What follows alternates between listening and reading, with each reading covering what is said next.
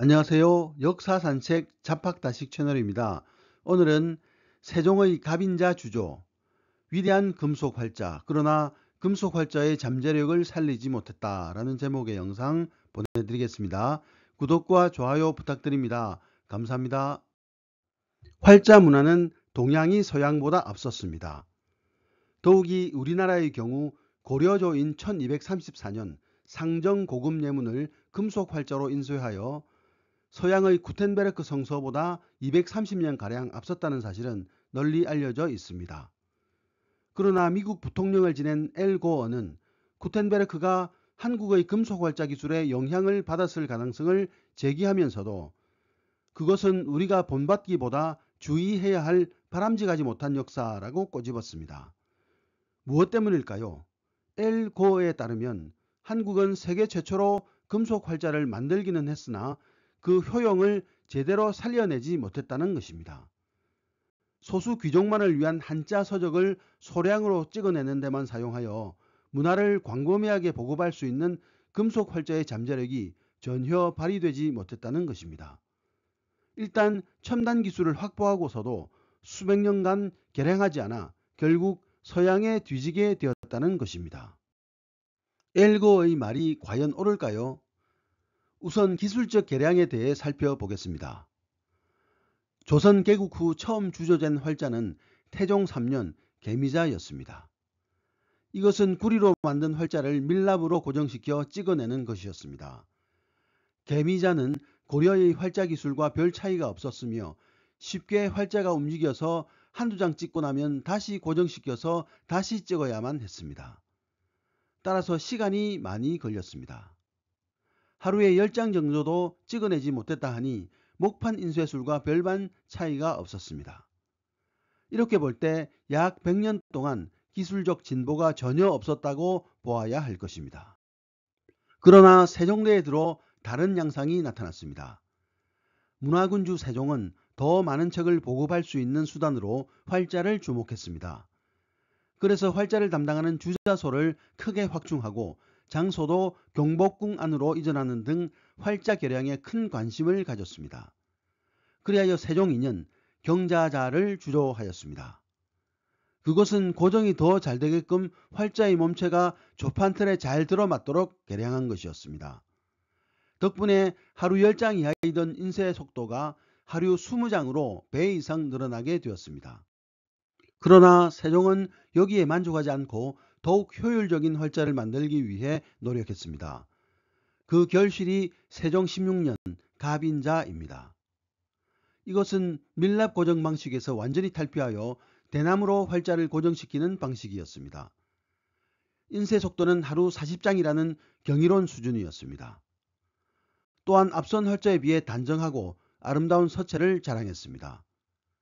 갑인자는 당시 동양 인쇄술의 정점을 이루었을 뿐만 아니라 이후 조선시대에 만들어진 모든 금속 활자가 이 갑인자를 모델로 삼았습니다.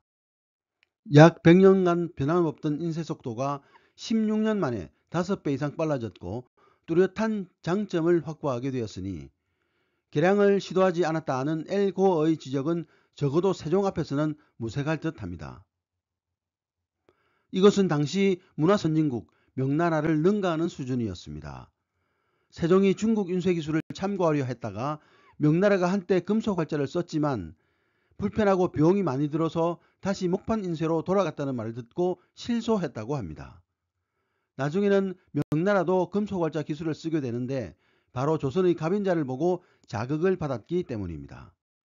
하지만 엘 고어의 또 다른 쓴소리, 즉 금속활자의 잠재력을 제대로 발휘하지 못했다는 비판에서는 자유로울 수 없었습니다.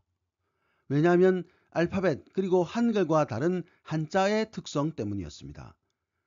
30개, 40개 내외의 활자만 있으면 충분한 알파벳과 달리 한자 인쇄를 위해서는 20만에서 30만 개의 활자가 필요했습니다. 이것을 모두 금속으로 제작하려면 막대한 비용이 들었으며 활자를 바꾸어 끼우는 작업도 구텐베르크 활자처럼 자동 처리할 수가 없었습니다. 갑인자는 앞선 활자에 비해 활자의 고정 방식을 개량함으로써 인쇄 속도를 높였습니다. 그러나 활자를 자동으로 끼우는 기술, 구텐베르크 활자가 경이로운 인쇄 속도를 가질 수 있던 바로 그 기술은 한자를 인쇄하는 한 불가능했습니다. 그리고 무엇보다 독자층, 즉 인쇄된 한자 서적을 읽을 수 있는 능력의 소유자는 소수에 불과했습니다. 그러므로 서양의 활자와 달리 조선의 활자는 소수를 위한 소량의 책만 찍어내었습니다. 그리고 서양의 활자에 구텐베르크처럼 제작자 개인의 이름이 당연한 듯 붙는 것과 달리 조선의 활자는 개미자, 갑인자처럼 제작 연도를 나타내는 이름이 붙었습니다. 이천자, 장영실자가 아니었습니다. 금속 활자가 한 개인의 아이디어와 노력의 산물이 아니라 국가적 프로젝트의 산물임을 뜻합니다. 현실적으로 한자 인쇄에 필요한 막대한 비용과 인력을 국가밖에 감당할 수 없어서 그렇기도 했지만 문화사업을 철저히 국가 엘리트가 주도하여 어린 백성에게 베풀어 주는 것으로 보았던 성리학적 사고방식 때문이기도 했습니다. 개인이 욕망과 창의력을 능동적으로 추구할 수 없는 사회에는 발전이란 없습니다. 갑인자는 유통되는 서적의 규모를 전보다 몇 배나 늘렸고 분명 그것은 조선 초 르네상스에 기여했습니다. 그러나 그것은 서양 르네상스를 가져온 지식 전파의 속도와 규모에 비하면 초라하기만 했습니다. 한글과 마찬가지로 금속 활자의 잠재력도 수백 년간 사장된 채로 남았던 것입니다. 오직 중국을 능가하는 성리학적 문화국가를 만드는 데만 힘쓴 세종의 한계라고 할 수 있겠습니다. 하지만 세종대왕은 자신의 시대에 걸맞는 발전 과제를 찾아내어 힘써 노력해 완수했다고 할 수 있습니다. 진짜 문제는 그가 이룩한 성과에 안주하면서 이후 수백 년 동안 진보에 힘쓰지 않은 후손들이라고 할 수 있겠습니다. 오늘의 참고도서는 108가지 결정이라는 책이었습니다. 감사합니다.